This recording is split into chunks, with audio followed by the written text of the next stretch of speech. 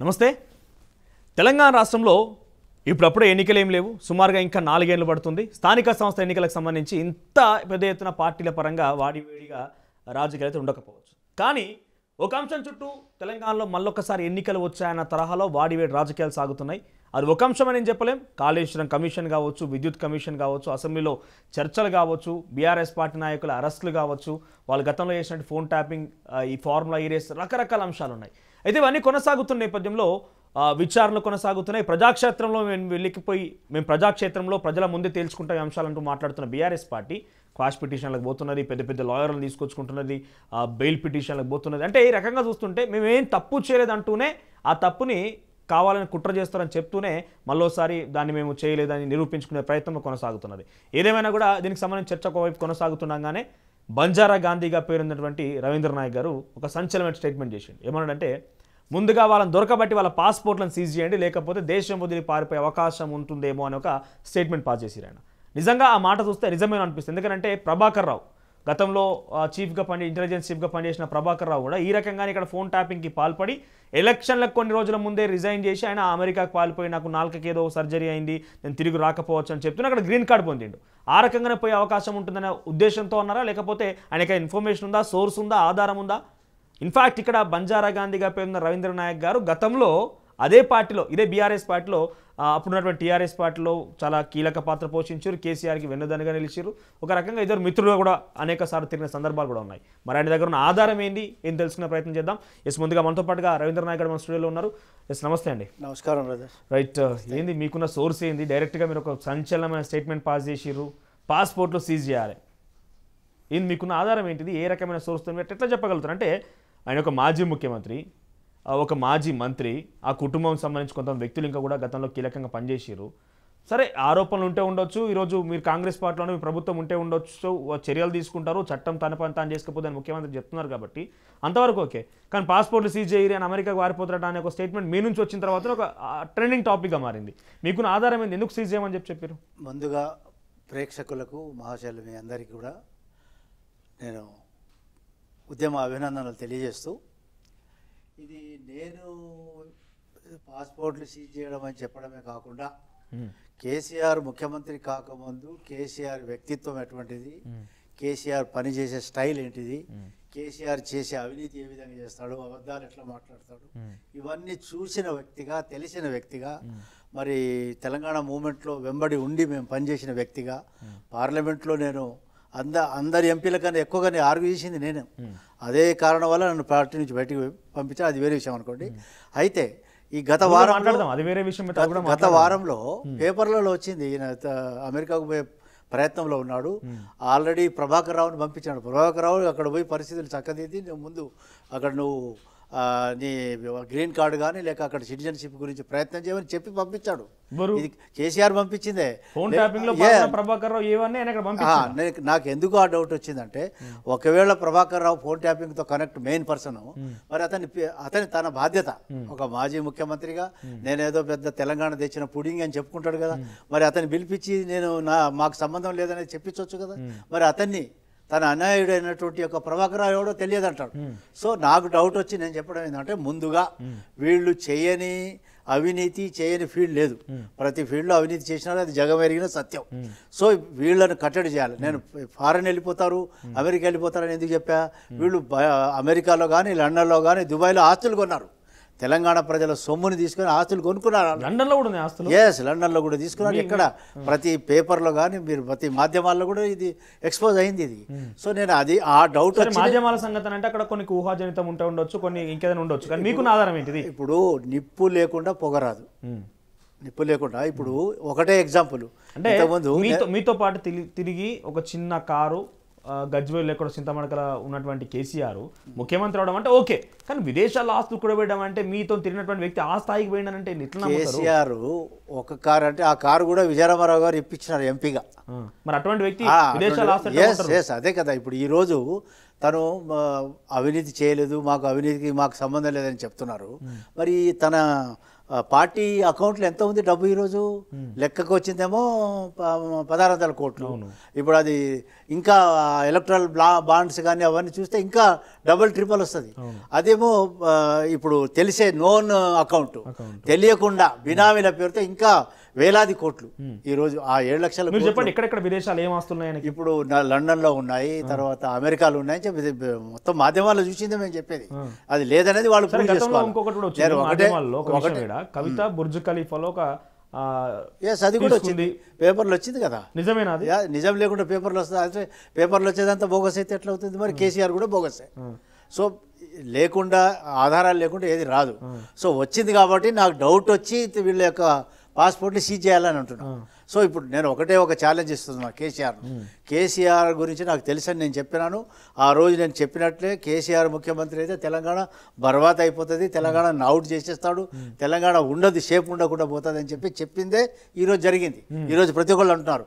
కాబట్టి నాకు డౌట్ వచ్చి మీరు ముందు డౌట్ ని గతంలో ఆయనతో పాటు ట్రావెల్ చేసి పార్టీ నిర్మాణంలో ఆ రోజు మాట్లాడుకోవచ్చు. తెలంగాణ భవన్ లో కూడా మేము కూడా సహకారం అందించిన అయితే అటువంటి మీరు మీ ఇద్దరి మధ్యలో ఇప్పుడు నోటీస్ చేసి ఎట్లా విభేదాలు వచ్చినాయి? ఎట్లా మాకు తెలిసిందంటే ఇప్పుడు నేనే ఒకటేమో నా మీద కక్ష కట్టిండు. ఏమని? నేను ఒక గిరిజన సామాజిక వర్గం నుంచి ఎమర్జ్ అయినా. నేను 78లో నేను, రాజశేఖర రెడ్డి గారు, చంద్రబాబు, పి జనారెడ్డి మేమంతా అప్పుడు మంత్రుల మినిస్టర్స్. అప్పుడు KCR vice president AP youth Congress. ఢిల్లీలో గులాం నబీ ఆజాద్ ఇంటి ముందు అప్పటికే మంత్రి. నేను ఇంకా just youth Congress vice president sitting in Delhi doing Dubai పైరవీస్. దుబాయ్ పైరవీలు చేసేవాడు. నాకు అర్థం కాలేదు. దుబాయ్కి దుబాయ్ పైరవీలు చేసేవాడు. ఇది అందరికీ తెలుసు. అందుకే అప్పటి నుంచే దుబాయ్ శేఖర్ అంటారు ఆయన. ఎటువంటి పైరవీలు చేసేది?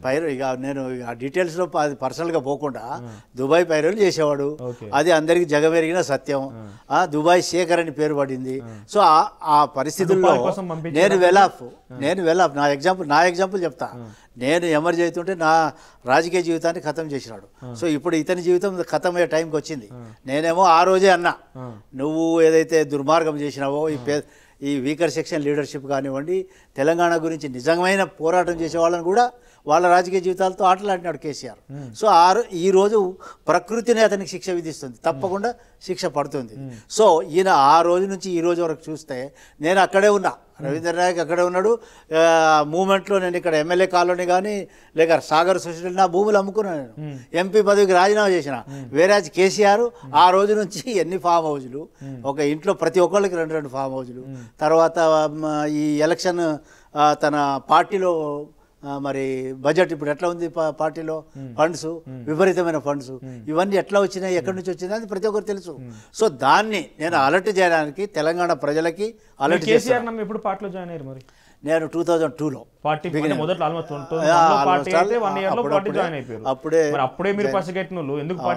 నేను ఆ రోజు జాయిన్ అయినప్పుడేమో దళితుడు ముఖ్యమంత్రి, మీకు 12% రిజర్వేషన్లు వస్తుంది, నువ్వు 20 ఏళ్ళు ఎంపీ, నీకు అది అని ప్రతి వాళ్ళని మభ్యపెట్టిండు. అంటే నేను 20 ఏళ్ళు ఎంపీగా ఉంటానట. ఎక్కడ? వరంగల్లో. అతనికి తెలుసు వరంగల్ ఏమో నెక్స్ట్ టైం ఈ షెడ్యూల్ కాస్ట్కి రిజర్వ్ అవుతుందని తెలుసు. అయినా కూడా ఎట్లా టోపీ పెడతాడు చూడండి. నేను ఈ మధ్యలో టోపీ ఎక్కువ పెట్టుకుంటున్నాను. అది కేసీఆర్ పెట్టిన టోపీ. అది ఇప్పుడు ఆ టోపీ కేసీఆర్కి పడే వరకు నాకు టోపీ పెట్టినాడు. 20 ఏళ్ళు అన్నాడు. అది రిజర్వేషన్ అవుతుంది ఎస్సీ కానీ తెలుసు అతనికి. ఎస్సీ రిజర్వ్ అయితే నేను 20 ఏళ్ళు ఎంపీగా ఎట్లా ఉంటాను? సో ఈ విధంగా కేసీఆర్ నమ్మినాము. అప్పుడు తెలంగాణ కదా, తెలంగాణ ముందు ఇవన్నీ బలాదూరు. కేసీఆర్ తప్పులన్నింటినీ మేము బలాదూరు చేసినాం. ఎందుకంటే మేము కూడా ఈక్వల్గా ఫైట్ చేస్తున్నాం. నేనే కాదు, నాలాంటి చాలా మంది, నరేంద్ర నుంచి మొదలు పెట్టుకుంటే ఈటల రాజేంద్ర వరకు, మన ఎంఏ రెహమాన్ వరకు, జిట్టా బాలకృష్ణారెడ్డి ఏమైనారు? వాళ్ళు చచ్చిపోయినారెడ్డి, ఆస్తులు అమ్ముకున్నారు. అన్నీ మేము కూడా చచ్చి బతికినాం. ఈయన ముఖ్యమంత్రి అయినప్పటి నుంచి మేమంతా మాకు నిద్రాహారం లేకుండా మేము ఎంత పరిస్థితులు ఎదుర్కొన్నాం మేము. అటువంటిది ఈయన ఓడిపోయిన తర్వాత ఇప్పుడు now we're happy and now we want to save the Telangana from his clutches. ఇతను మళ్ళీ తిరిగి తోకాడించకుండా తెలంగాణను కాపాడుకోవడానికి మేము తయారుగా ఉన్నాము. సో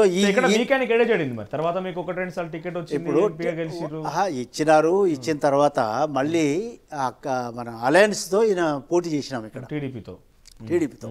అప్పుడు మాకు 12 అసెంబ్లీ సీట్లు, 2 పార్లమెంట్ సీట్లు ఎస్టీస్కి రిజర్వ్డ్. ఒక్క సీట్ కూడా తీసుకోకుండా అలయన్స్కి ఇచ్చేసినాడు, చంద్రబాబుకి ఇచ్చేసినాడు.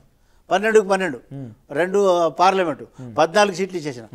చంద్రబాబు గారు మొత్తుకున్నారే కనీసం మీ నాయక్కి ఒక ఎంపీ అని ఇవ్వు, ఒక సీటు తీసుకుంటే లేదని ఆ సీటు అమ్ముకున్నాడు. ఏది మన ఇక్కడ జహీరాబాద్ సీటు ఆ టైంలో ఆ రోజుల్లో అమ్ముకున్నాడు అంతే. సో అమ్ముకొని నాకు టికెట్ నాకు చేంజ్ చూపించినాడు, మహిళలకు సీట్ ఇవ్వలేదు.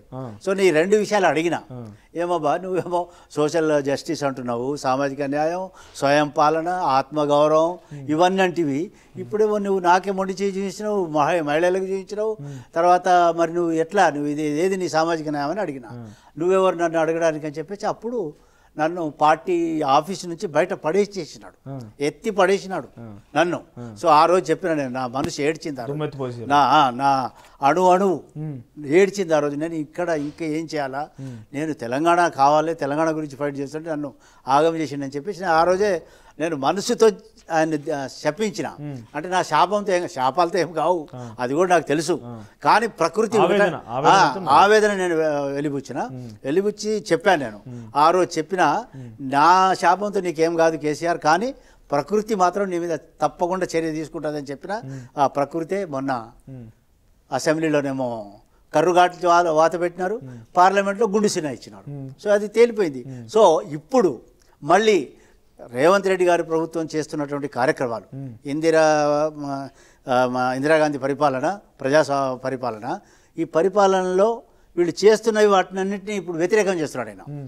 ఏది ఎక్కడ రేవంత్ రెడ్డి గారు పాతుకుపోతారు మాట్లాడదాం. కానీ నేనేమంటున్నా, బంజారా గాంధీగా పేరొందిన మీరు మంత్రిగా పనిచేసి, ఎంపీగా పనిచేసి, అనేక రకాలుగా పనిచేసి, ఒక రకంగా ఆ సామాజిక వర్గంలో ఒక రకంగా వెలుగు తీసుకురావడంలో ఫస్ట్ పాత్ర ఎవరిది, మొదటి పేరు ఎవరిది అంటే మీ పేరు వస్తుంది.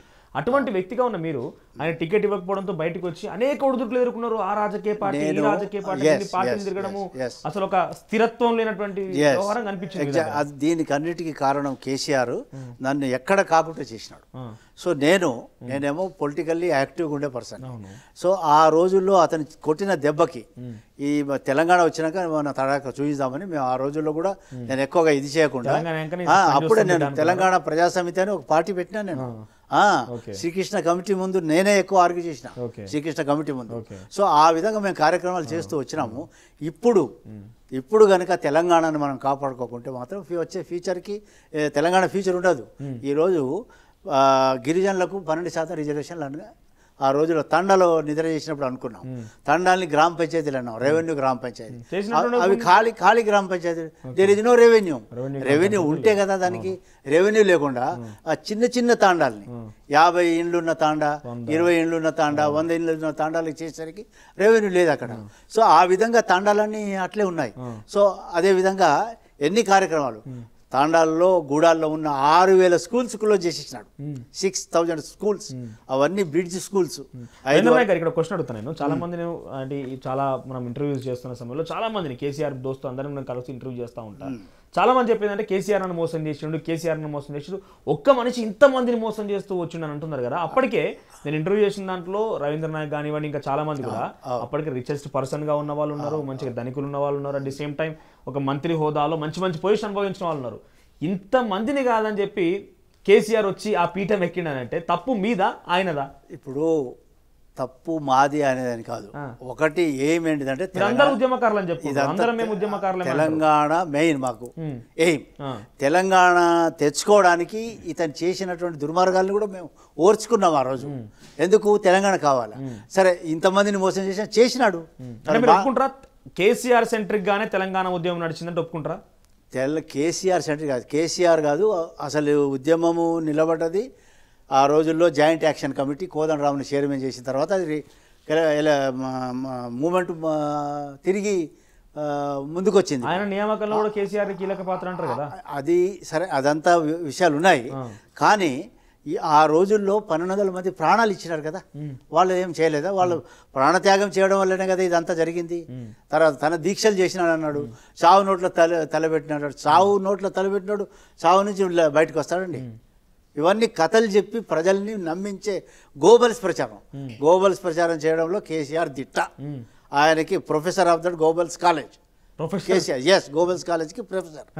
80,000 పుస్తకాలు చదివినట్టు ఇది అయ్యే సాధ్యమైపోయినండి. ఎప్పుడు చదివేదా నిజంగానే మీతో పాటు పరిచయంలో ఆయన పుస్తకాలు చదివింది మేము ఎక్కడ చూడలే. మరి ఏం చేసేది ఆయన ఇక ఏం చెప్తాం, పర్సనల్గా చెప్పే పరిస్థితి లేదు, చెప్పకూడదు కూడా.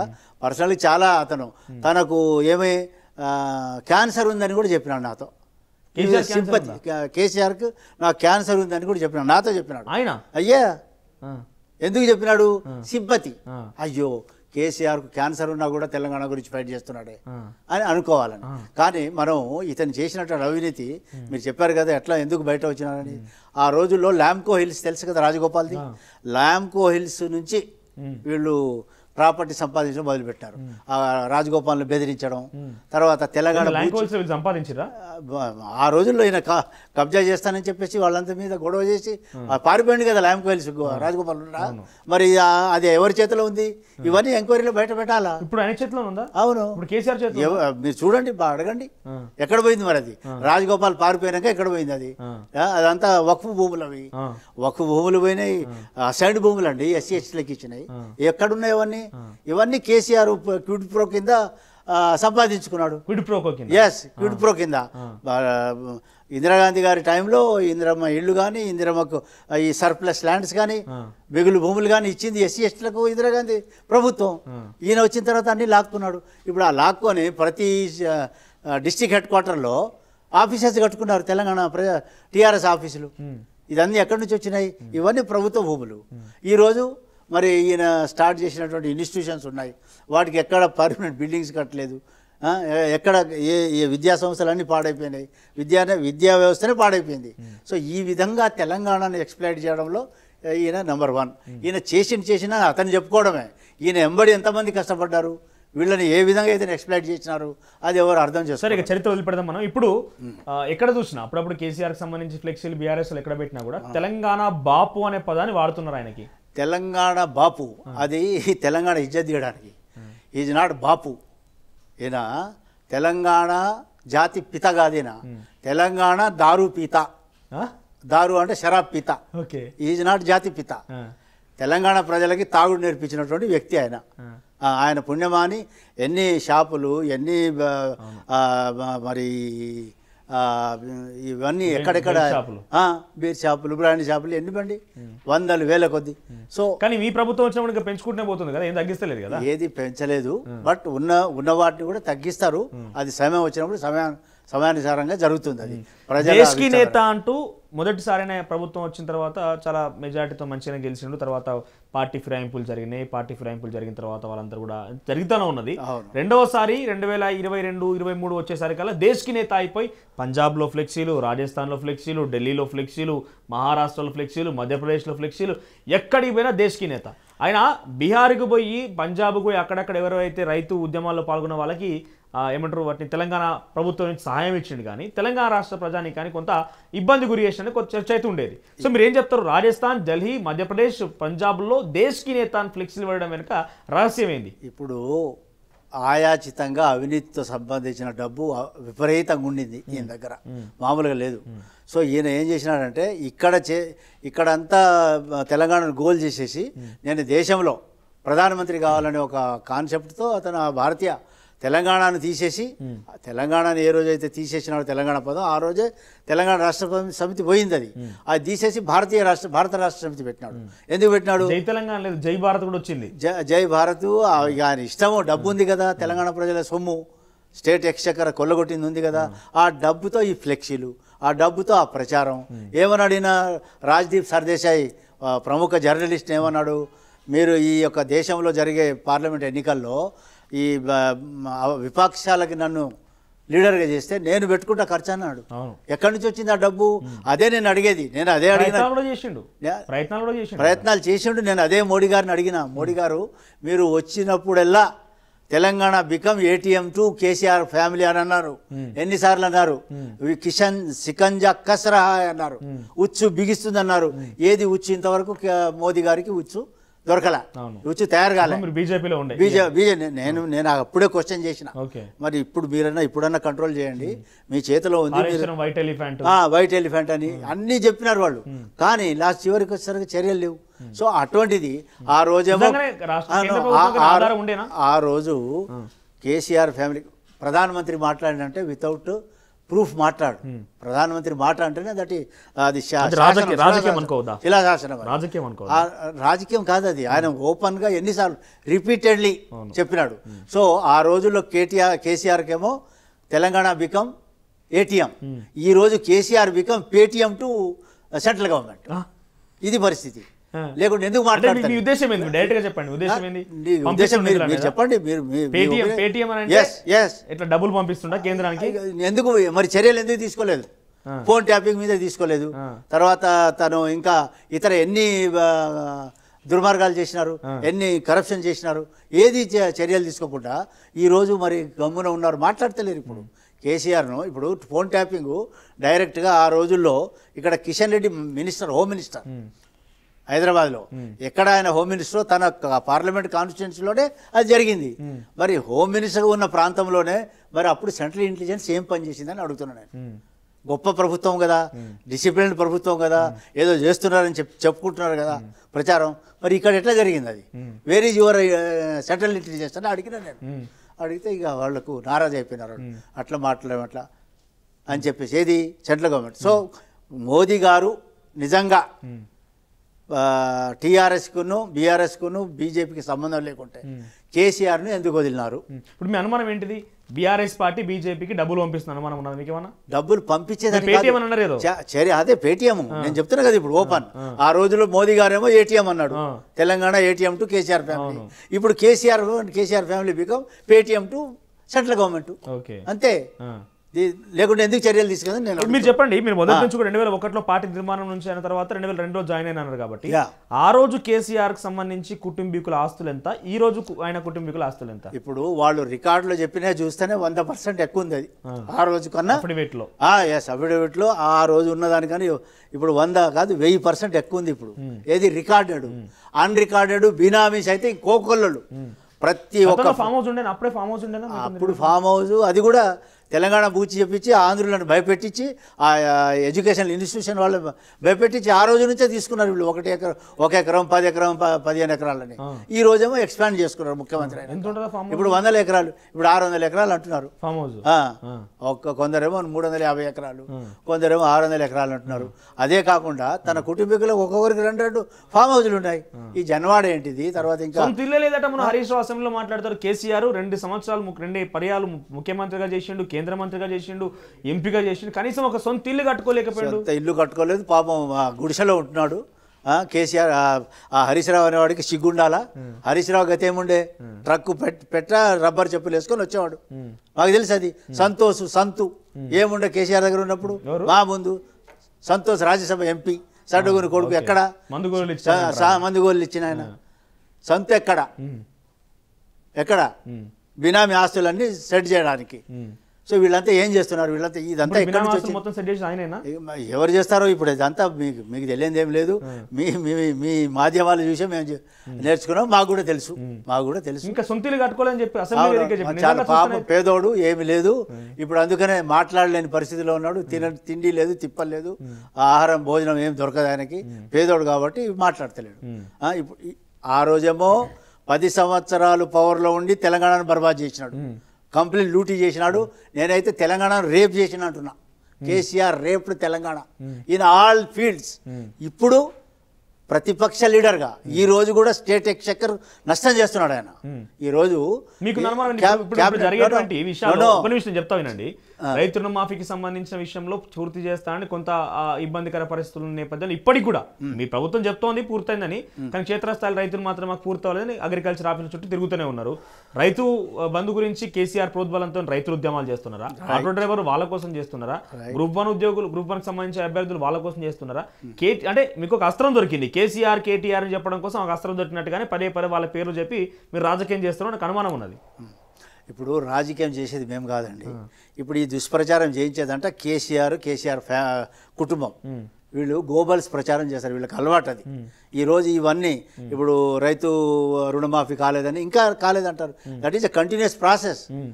ఎక్కడైతే రాళ్ళు రప్పలకి రోడ్లకి ఆ టెక్నికల్గా ప్రాబ్లం ఉన్నాయో ఆగినాయి, మిగతాది కంటిన్యూ. రేపు ఇందిరమ్మ ఇళ్ళు కానివ్వండి, ఇప్పుడు రైతు బంధు కానివ్వండి 15,000 రూపాయలు, ఇది ఆర్ కంటిన్యూయింగ్. ఇప్పుడు మనకు వచ్చేటువంటి వచ్చే బడ్జెట్లో 700 కోట్లు ఈ కేసీఆర్ పుణ్యమా అని మిత్తి కట్టుతున్నాం, మనం ఇంట్రెస్ట్ కడుతున్నాం కేసీఆర్ తెచ్చిన డబ్బులకే. ఇది మనకు తెలియదా? అదేవిధంగా మిగతాది ఒక 7,000 కోట్లేమో శాలరీస్, ఎస్టాబ్లిష్మెంట్, పెన్షన్స్. సో వచ్చే దాంట్లో అయినా కూడా ఈ ప్రభుత్వం రేవంత్ రెడ్డి గారి నాయకత్వంలో దీన్ని అంతటిని సెట్ చేసినారు. అవినీతికి ఇక్కడ ఎక్కడ ఆస్కారం లేకుండా నడిపిస్తున్నాం. సో ఇది చూసి ఓర్వలేక ఎప్పుడైతే రేవంత్ రెడ్డి ఇక్కడ ఎస్టాబ్లిష్ అయిపోతాడేమో అని ఒక భయంతో, ఈ ఇందిరా పాలన ఇక్కడ కంటిన్యూ అయితే మరి మా పరిస్థితి ఎట్లా అని చెప్పేసి ఒక భయంతో గోబల్స్ ప్రచారం అనేది మొదలుపెట్టినాడు. ఇది కేసీఆర్కి అలవాటు.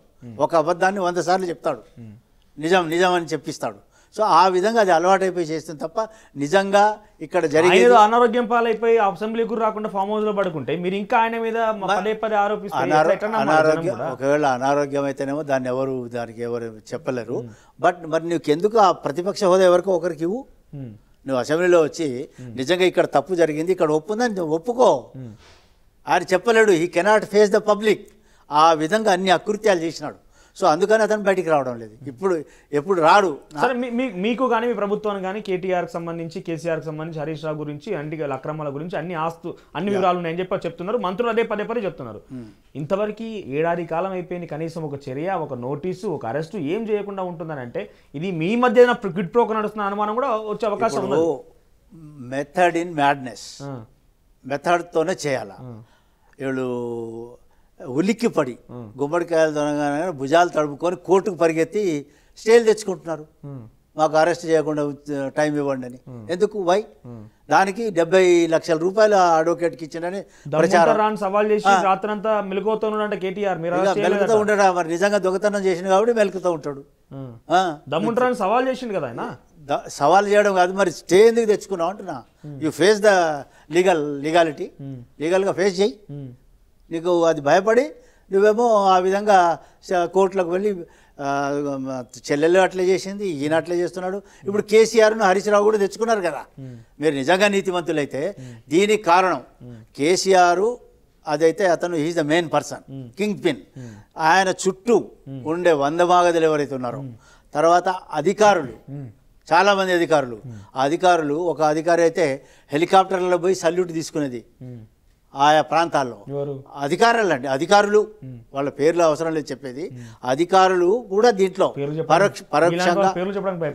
పరోక్షంగా వినండి, భయపడేది అవసరం లేదండి. వాళ్ళు ఈరోజు పరోక్షంగా కానీ ప్రత్యక్షంగా కానీ కేసీఆర్ను కనుక సమర్థించి ఉంటే, కేసీఆర్కు సహకరించి ఉంటే వాళ్ళ మీద కూడా చర్యలు తీసుకోవాలా ఆ అధికారులు ఎవరైతే ఉన్నారో. కేటీఆర్ కూడా ఒక సందర్భంలో మాట్లాడుతూ రేవంత్ రెడ్డి తీసుకునే నిర్ణయాలు కూడా మాకే ముందు తెలుస్తున్నాయి, వాళ్ళ మంత్రివర్గంలో లేకపోతే వాళ్ళ దగ్గర ఉన్న వ్యక్తులు మాకు సమాచారం అందిస్తున్నారని బహిరంగంగా చెప్పిండు ఆయన. ఈ ప్రభుత్వంలో ఉన్న వ్యక్తులు ఇక్కడ తీసుకునే నిర్ణయాలు కేసీఆర్కి ఎట్లా తెలుస్తున్నాయి? ఎవరు ఆ వ్యక్తులు? ఎవరు? ఇది కూడా కేసీఆర్ కాన్స్పిరసీ. కేసీఆర్ చేయింది ఏది లేదండి. అన్ని క్రియేట్ చేస్తాడు. ఏజెంట్ కాదు, ఆయన క్రియేట్ చేసుకుంటాడు ఇవన్నీ.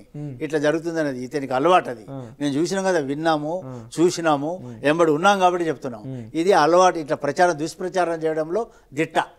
ఈరోజు అవి చేస్తాడు అండర్ గ్రౌండ్లో. కానీ బయట వచ్చి నువ్వు ప్రతిపక్ష నాయకుడిగా నువ్వు బయట వచ్చి చెప్పు, ప్రజలలో పో. ఎందుకు ఇవ్వతలేవు, ఎందుకు అవపడతలేవు?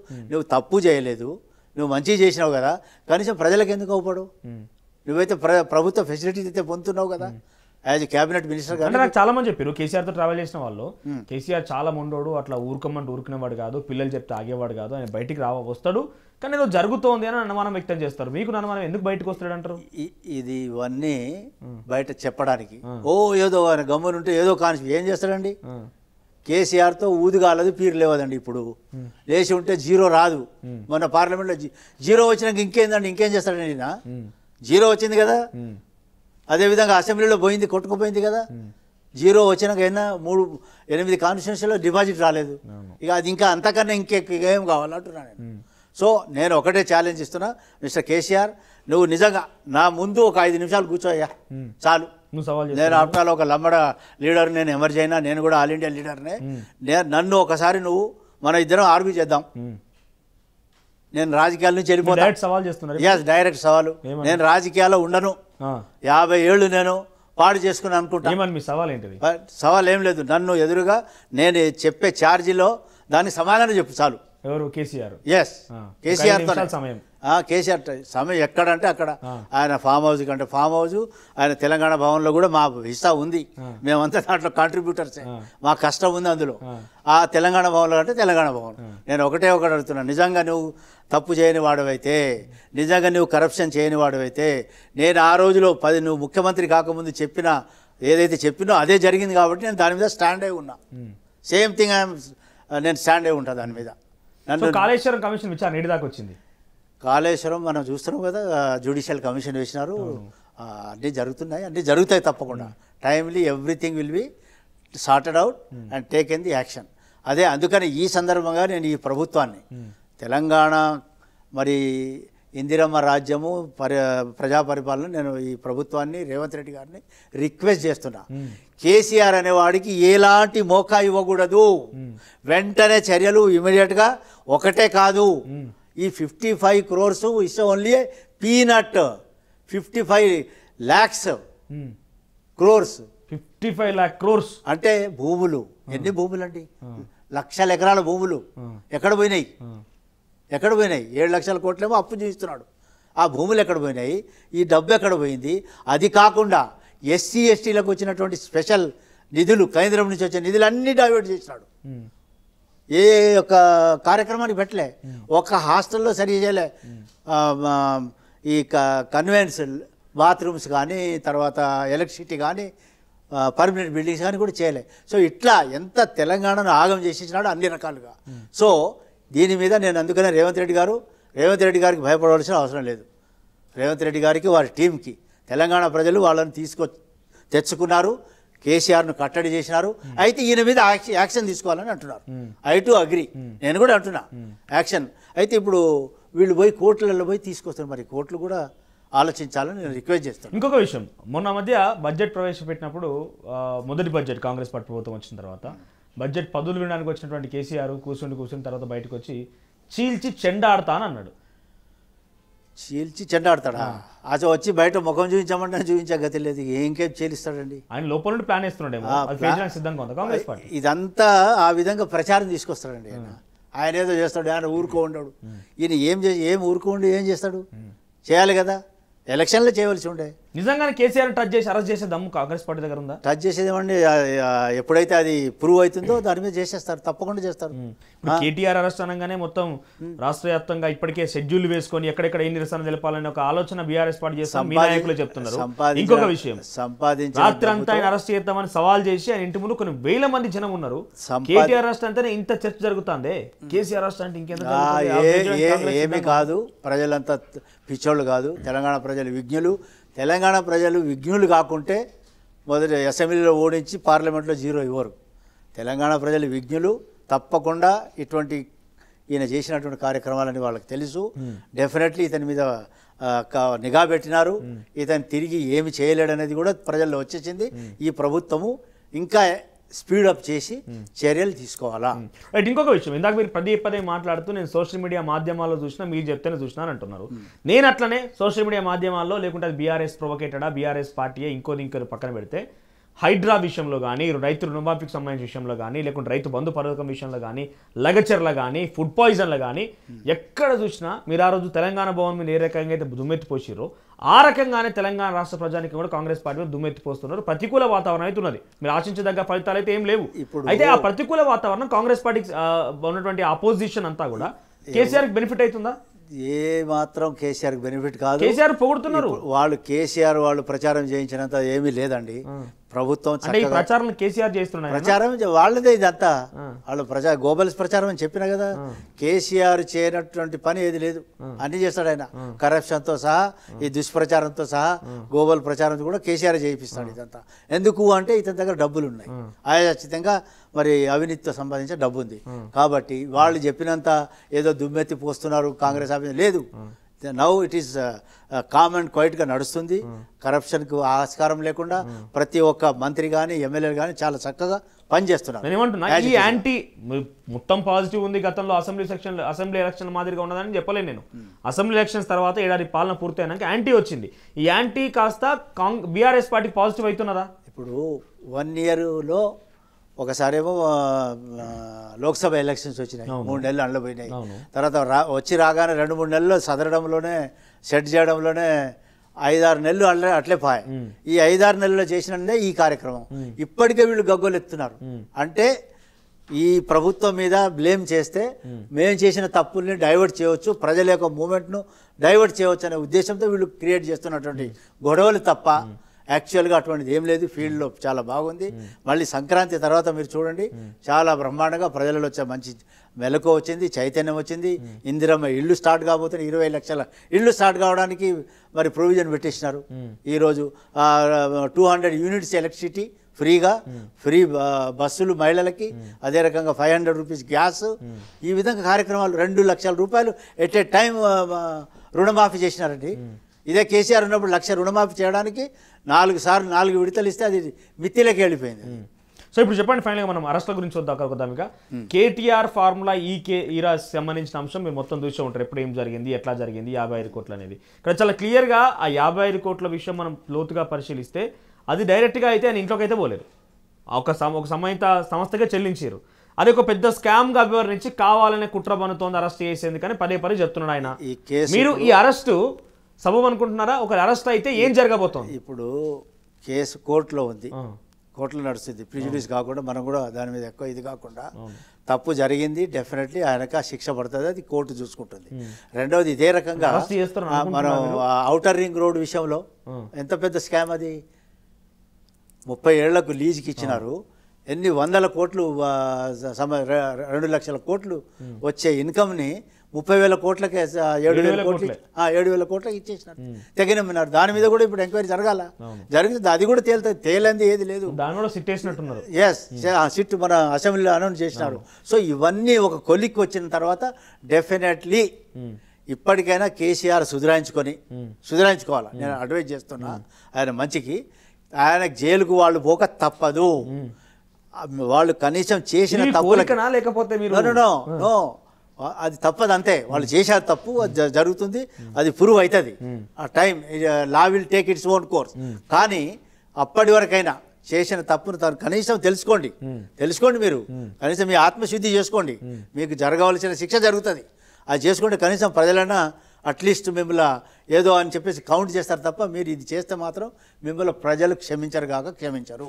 సో ఇది కేసీఆర్ ఇప్పటికైనా తన యొక్క ఆత్మశుద్ధి చేసుకోవాలి. పడే శిక్ష తప్పకుండా పడుతుంది. తప్పకుండా ఈ ప్రభుత్వం, నేను ఈ ప్రభుత్వాన్ని కూడా కోరుకుంటున్నా, మీ స్టూడియో ద్వారా, మీ యొక్క టీవీ ద్వారా తన మీద వీళ్ళని ఎక్కడ అవకాశం ఇవ్వద్దు. ఇచ్చినమా ప్రభుత్వం నడిపించడానికి ట్రబుల్ క్రియేట్ చేస్తారు. They are trouble creators. So వీళ్లను కట్టడి చేస్తే తప్ప మనం సాఫీగా ముందుకు పోలేము. కాబట్టి వెంటనే చర్యలు ఉండాలా. మోడీ గారు ఇప్పటికైనా సెంటర్కి సంబంధించినటువంటి అవినీతి ఎక్కడైతే ఉందో దాని మీద వాళ్ళు ఎందుకు చేయడంలే?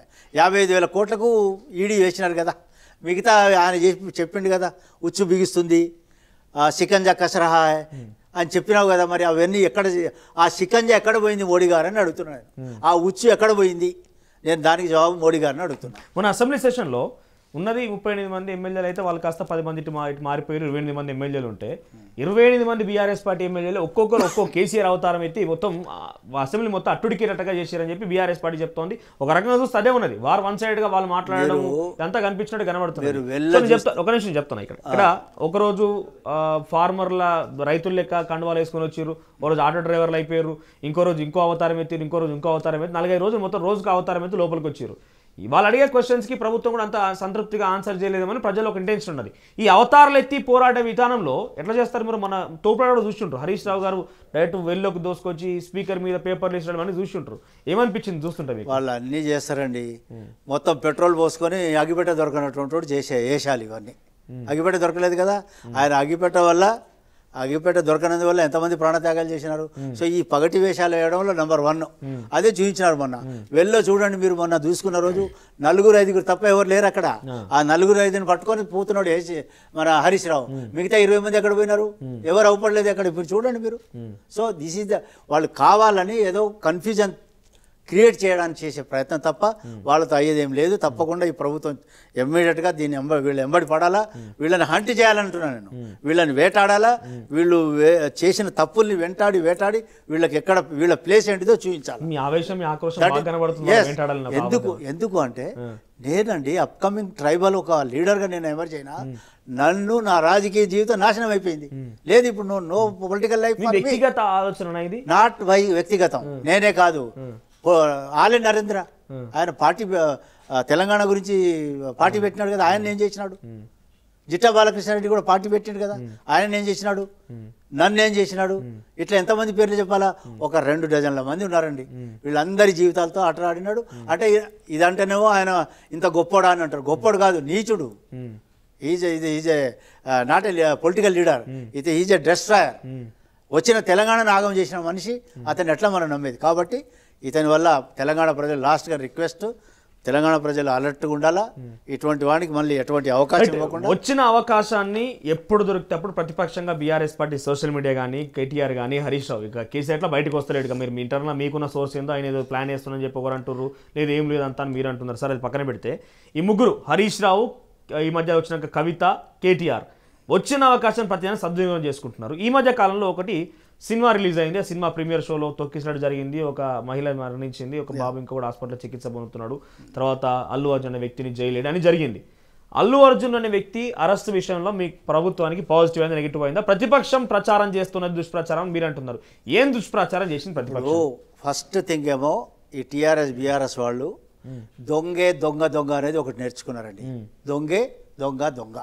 తర్వాత అల్లు అర్జున్ విషయంలో మా ముఖ్యమంత్రి గారు క్లారిటీతో అసెంబ్లీలో చెప్పినారు. నిన్న వచ్చి అంతా ఎక్కడిదక్కడ టీ కప్పులో తుఫాన్ మాదిరిగా నిన్న అది సమసిపోయింది అక్కడక్కడ. దాన్ని ఎక్కువ లాగడానికి ఎవరి కేసు ఉంది, అది ఎక్కడ అది లా ప్రకారం జరుగుతుంది. బట్ దాన్ని ఇప్పుడు ఎక్కువగా రప్చర్ చేసి ఎవరి పని వాళ్ళు నిన్నటికి మనంతా చూస్తూనే ఉన్నాము. ఇప్పుడు కోర్టులో ఉంది కాబట్టి ఎక్కువ అధికంగా మాట్లాడకుండా ఎవరి పని వాళ్ళు చేసుకొని ఎవరి హద్దులో వాళ్ళు ఉండాలి. అరెస్ట్ అనే విషయం పాజిటివ్ అయిందా, నెగిటివ్ అయిందా? ప్రభుత్వం నెగిటివ్ పాజిటివ్ అనేది ఎట్లా మనం చెప్పేది? ముఖ్యమంత్రి అన్నాడు కదా, అదే క్లారిటీ ఇచ్చిండు ఆయన, మాట్లాడిండు ఆయన. ఆ మాట్లాడింది కరెక్ట్ చెప్పినాడు. దాని మీదనే నిన్న వాళ్ళు చర్చలు జరిపినారు. వాళ్ళు హ్యాపీగా చర్చల్లో పాల్గొని వెళ్ళిపోయినారు. ఎక్కడిదక్కడ సెట్ అయిపోయింది. కేటీఆర్ కూడా ఈ అరెస్ట్ విషయంలో కాంగ్రెస్ పార్టీ ప్రభుత్వాన్ని ఏకిపరేసింది ఆయన. ఇప్పుడు కేసీఆర్ పని ఏముందండి? కేటీఆర్కి ఏం పని లేదు. ఇప్పుడు ఏమన్నాడు ఆయన? లోపట వేస్తే అంటే ట్రిమ్ అయి వస్తాడంట. అంటే ఏంటి? ఆయన కన్ఫర్మ్ చేసుకున్నాడు, ట్రిమ్ అయి వస్తాడంట. బయట వచ్చి యోగా చేసి ట్రిమ్ అయి బయట వచ్చి మళ్ళీ తను చేసిన పాదయాత్రలు చేస్తాడు, ఇంతకుముందు వేసిన వేషాలు వేస్తాడు. మరి సో అని ఆయన అంటే so he's confirmed that he's going to jail, అంతే కదా. సో అది అతనికి నమ్మకం అనేది విషయాన్ని బయట పెట్టుకున్నాడు. సో ప్రజలు అలర్ట్గా ఉండాలా. నేనేమంటున్నా అది పక్కన పెట్టండి. నేను అల్లు అర్జున్ అరెస్ట్ విషయం అనేది మీకు పాజిటివ్ అయిందా, నెగిటివ్ అయిందా? బీఆర్ఎస్ పార్టీ, బీజేపీలు అన్ని కలిసి మూకుమ్మడిగా కాంగ్రెస్ పార్టీ ప్రభుత్వాన్ని, రేవంత్ రెడ్డిని, బండి సంజయ్, కిషన్ రెడ్డి, ఏకంగా national level leader Ashwin Vaishnaw కూడా, రైల్వే శాఖ మంత్రి, ఆయన కూడా ఏకిపారేసి ఇష్టం ఉన్నట్టుగా కాంగ్రెస్ పార్టీ ప్రభుత్వం కుట్రబనింది ఆయన మీద అని చెప్తున్నారు. కేంద్ర ప్రభుత్వము చేయవలసినటువంటి దాని మీద యాక్షన్ తీసుకోలేదు, కానీ ఇప్పుడు ఇటువంటి వాటిలో ఇంటర్ఫియర్ అవుతారు. ఇప్పుడు వాళ్ళు కూడా బయటపడ్డారు, బీఆర్ఎస్ కూడా బయటపడింది. దాన్ని మా ముఖ్యమంత్రి గారు చాలా క్లారిటీతో అసెంబ్లీలో చెప్పినారు. దాని రిజల్ట్ కూడా మనం నిన్న చూసినాము. ఇప్పుడు ఫర్దర్గా దాని మీద దట్ ఈజ్ జ్యుడిషియల్గా ఉంది కాబట్టి మనం దాని మీద ఎక్కువ డిస్కషన్ చేయకుండా. సీఎం పేరు చెప్పడానికి అరెస్ట్ చేసిరా? ఎవరికంటే సీఎం పేరు ఆయన పలకనందుకు అరెస్ట్ చేసిర్రు. ఇవన్నీ ప్రచారం అంటున్నా కదా. ప్రచార బాధ్యత మన great KCR and KCR family వాళ్ళు అన్నీ చెప్తారండి. ఎట్లా ప్రచారం చేయాలి రాస్తున్నాడు ఆయన, అన్నీ చెప్తాడు ఆయన. తెలుసు కదా మాకు ఆయన ఏమేమి రాసేది ఏమేమి చేసేది అంత బాగా తెలుసు మాకు. ఆయన క్రియేట్ చేస్తాడు, ఆయనే చెప్తాడు. మనం ఏదైనా మాట్లాడాలనుకుంటే ఆయన మన నోట్లో పెడతాడు ముందు, ఇగో ఇది మాట్లాడాలని, అదే మాట్లాడాలా. మేము అది మాట్లాడలేదు, మేము నిజంగా మాట్లాడినాం కాబట్టి మేము బయట ఉన్నాం. సో ఇప్పుడు దాన్ని కట్టడి చేయవలసిన టైం వచ్చింది కాబట్టి ప్రజలు కరెక్ట్గా డెసిషన్ తీసుకున్నారు. మీకేమనిపించింది ఇండివిజువల్ ఒపీనియన్ చెప్పండి, ఈ తొక్కేసాడిన తర్వాత మీకేమనిపించింది? ఈ కేసు అరెస్టులు తర్వాత ఆయన మొన్న బెయిల్ రావడము, తర్వాత నిన్న ఇండస్ట్రీ మొత్తం కలవడము, ఆయన ప్రెస్ మీట్ పెట్టడము, అసెంబ్లీ వేదికగా నాకు తెలిసి గురుట్లాలకు సంబంధించి ఫుడ్ పాయిజన్ జరిగింది, గిరిజన బాలికల ఆశ్రమాల్లో ఫుడ్ పాయిజన్ చాలా చోట్ల జరిగినాయి.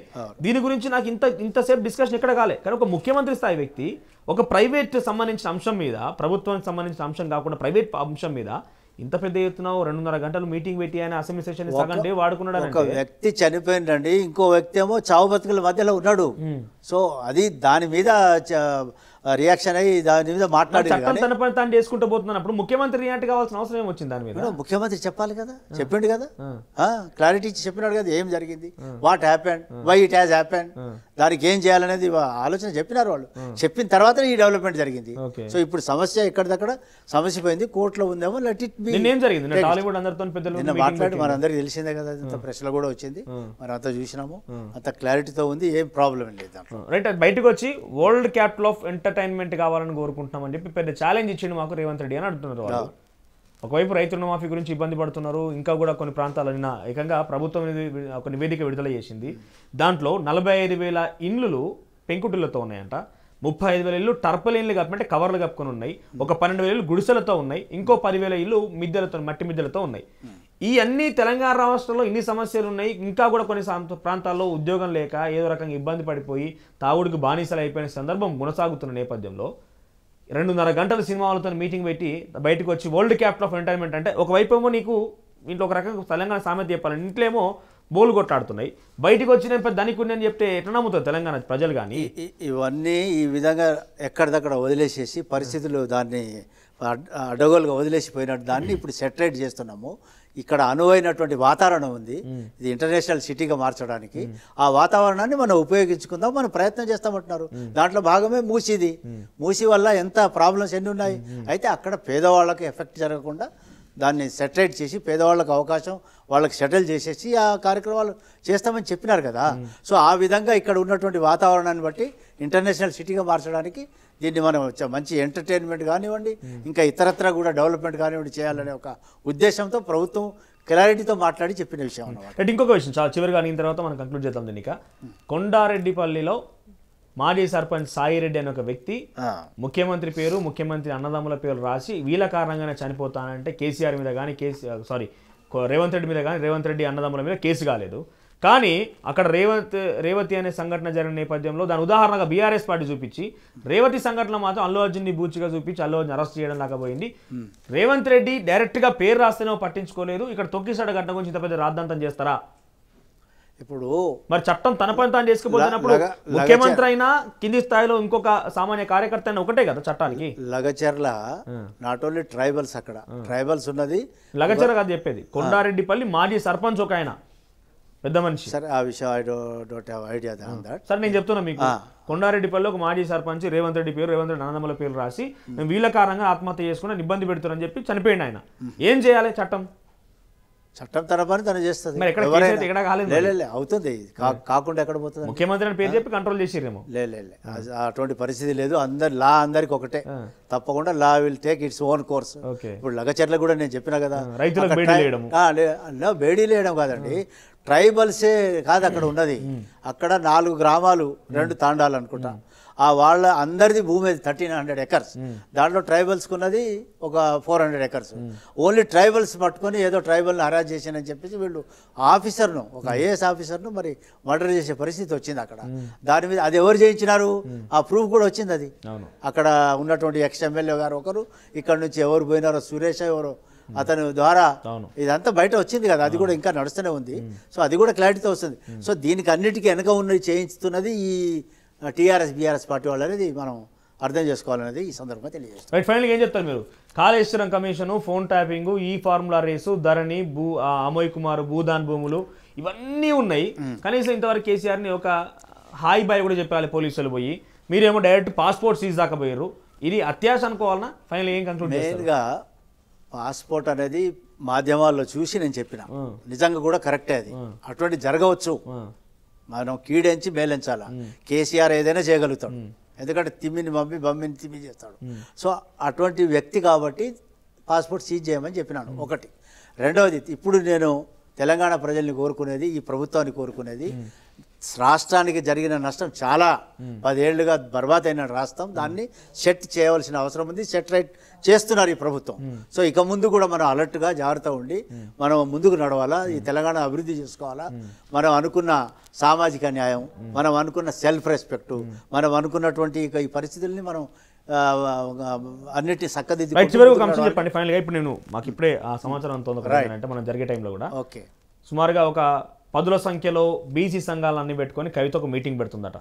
ఏంది దీని ఉద్దేశం ఏముంటుంది? ఇప్పుడు ఏదో ఒక పని చేయాలి కదా. ఇప్పుడు బీసీలు ఇంతవరకు అవపడలేదు ఆయనకి. తర్వాత ఇంతకు ముందేమో ఎస్టీలు వాళ్ళు అవపడలేదు, ఎస్సీలు అవపడలేదు. ఎక్కడి సమస్యలు అక్కడే ఉన్నాయి. ఆ రోజు ఆటో రిక్షా వాళ్ళు కూడా ఎవరు అవపడలేదు. ఎందుకు అవపడలేదు? ఆ రోజు మహిళా రిజర్వేషన్ చేసింది ఆమె కోసం, ఆ ఉద్యమం వల్ల అంటుంది కదా. ఇప్పుడు ఆ రోజులు అంటే ఎప్పుడైతే ఆటో రిక్షా మంది వాళ్ళు చనిపోయినారు, ఆ రోజులు ఎవరు పట్టించుకోలేదు. ఇప్పుడు ఏదో వస్తున్నారు, లెట్ us డూ సంథింగ్, చేయనివ్వండి. అది వాళ్ళ నాయన పాత్ర పోషించాలి ఆయన.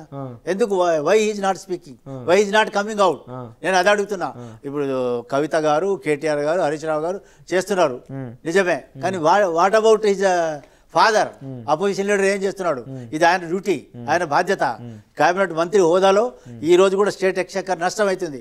అయినా కూడా ఎందుకు ఆయన తన పాత్ర నిర్వర్తిస్తలేడు అనేది నేను అడుగుతున్నాను. ఇవన్నీ కూడా కేవలం డ్రామాలు అంటే అంటారా? ఈ డ్రామాలు ఆడుతున్నారు అంతే. ఈ డ్రామాలు అనేది ప్రజలకు తెలుసు.